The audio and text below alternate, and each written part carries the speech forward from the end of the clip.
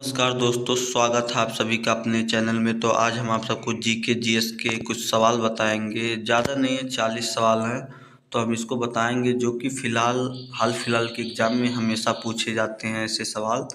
तो चलते हैं, वीडियो को स्टार्ट करते हैं। अगर आप हमारे चैनल पर नए हैं तो चैनल को सब्सक्राइब कर लीजिएगा। चलते हैं, आपका पहला सवाल है, इनकलाब जिंदाबाद का नारा किसने दिया था? तो आपका सही उत्तर हो जाएगा भगत सिंह। ऑप्शन बी जो आपका है बिल्कुल राइट हो जाएगा। आपका अगला सवाल है, भारतीय संविधान की प्रस्तावना में कितने शब्द हैं? भारतीय संविधान की प्रस्तावना में कितने शब्द हैं? तो आपका उत्तर हो जाएगा 63। ऑप्शन बी आपका राइट हो जाएगा, 63 संविधान प्रस्तावना में शब्द हैं। आपका अगला सवाल है, मिल्खा सिंह किस खेल से संबंधित थे? तो आपका उत्तर हो जाएगा दौड़ से संबंधित थे मिल्खा सिंह। ऑप्शन सी आपका बिल्कुल सही हो जाएगा। आपका अगला सवाल है, रमन प्रभाव की खोज किसने की थी? तो आपका उत्तर हो जाएगा सीवी रमन। ऑप्शन ए आपका बिल्कुल राइट हो जाएगा। आपका अगला सवाल है, किस राज्य की राजधानी सबसे ऊंचाई पर स्थित है? तो आपका उत्तर हो जाएगा हिमाचल प्रदेश। ऑप्शन बी आपका बिल्कुल सही हो जाएगा। आपका अगला सवाल है, मेघदूत काव्य के रचयिता कौन है? तो आपका उत्तर हो जाएगा कालिदास।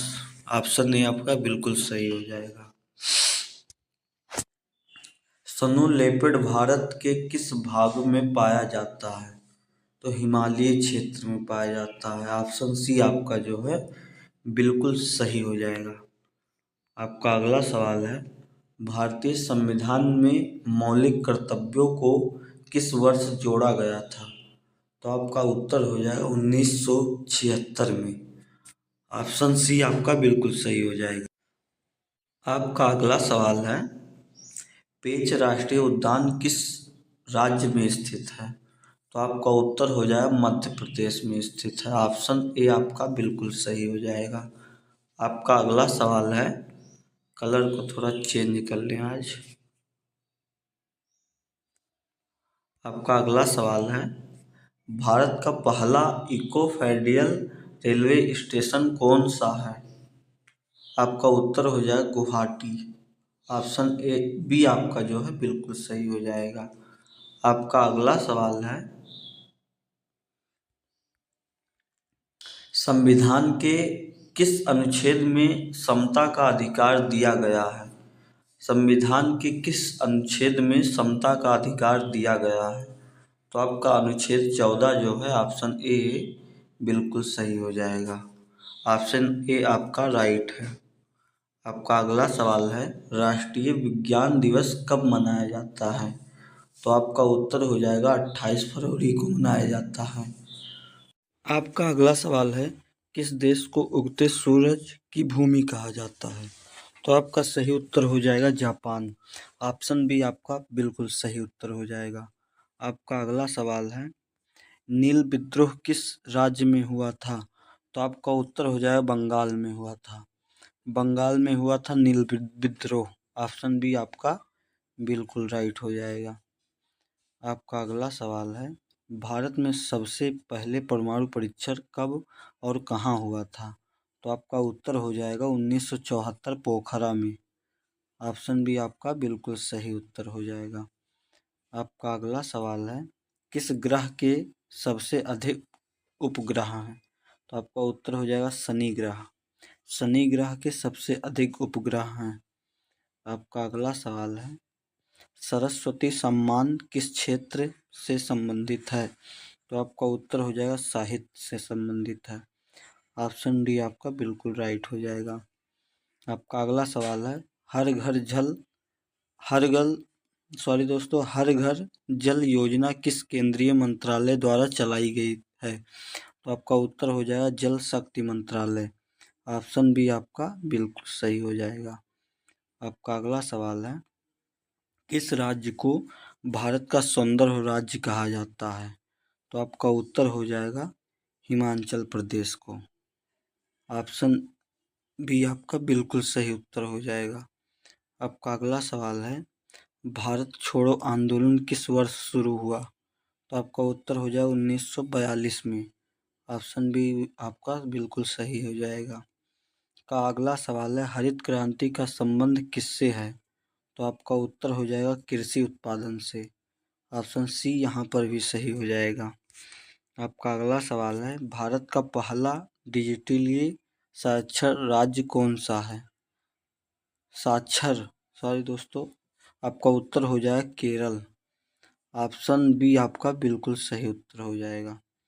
आपका अगला सवाल है, किस नदी को दक्षिण की गंगा कहा जाता है? तो गोदावरी को दक्षिण की गंगा कहते हैं। ऑप्शन बी आपका यहाँ पर भी सही हो जाएगा। अगला सवाल है, दादा साहब फाल्के पुरस्कार किस क्षेत्र में दिया जाता है? तो आपका उत्तर हो जाएगा सिनेमा के क्षेत्र में। ऑप्शन डी जो आपका है बिल्कुल राइट हो जाएगा। आपका अगला सवाल है, पालनी हिल्स भारत के किस राज्य में स्थित है? पालनी हिल्स भारत के किस राज्य में स्थित है? तो आपका उत्तर हो जाएगा तमिलनाडु। ऑप्शन बी आपका बिल्कुल सही उत्तर हो जाएगा।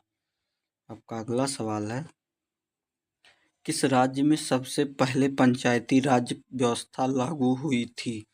तो आपका उत्तर हो जाएगा राजस्थान। ऑप्शन बी जो आपका है बिल्कुल सही हो जाएगा। आपका अगला सवाल है, लाल किला का निर्माण किस मुगल बादशाह ने करवाया था? तो आपका उत्तर हो जाएगा शाहजहां ने। ऑप्शन सी आपका बिल्कुल सही हो जाएगा। अगला सवाल है, नर्मदा बचाओ आंदोलन की प्रमुख नेत्री कौन सी थी? तो आपका उत्तर हो जाएगा मेधा पाटकर। ऑप्शन बी आपका बिल्कुल सही हो जाएगा।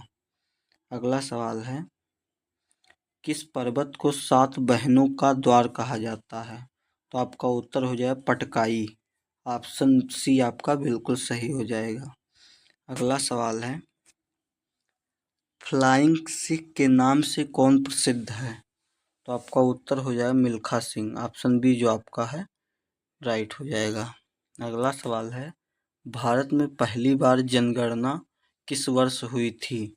तो आपका उत्तर हो जाएगा 1872 में हुआ था पहली बार जनगणना। ऑप्शन बी आपका बिल्कुल सही हो जाएगा। अगला सवाल है, गोलगप्पा को दक्षिण भारत में किस नाम से जाना जाता है?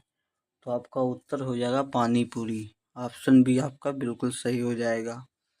ऑप्शन ए आपका सही हो जाएगा। आपका अगला सवाल है, किस भारतीय वैज्ञानिक को मिसाइल मैन ऑफ इंडिया कहा जाता है? तो अब्दुल कलाम को कहा जाता है। ऑप्शन सी आपका बिल्कुल सही हो जाएगा।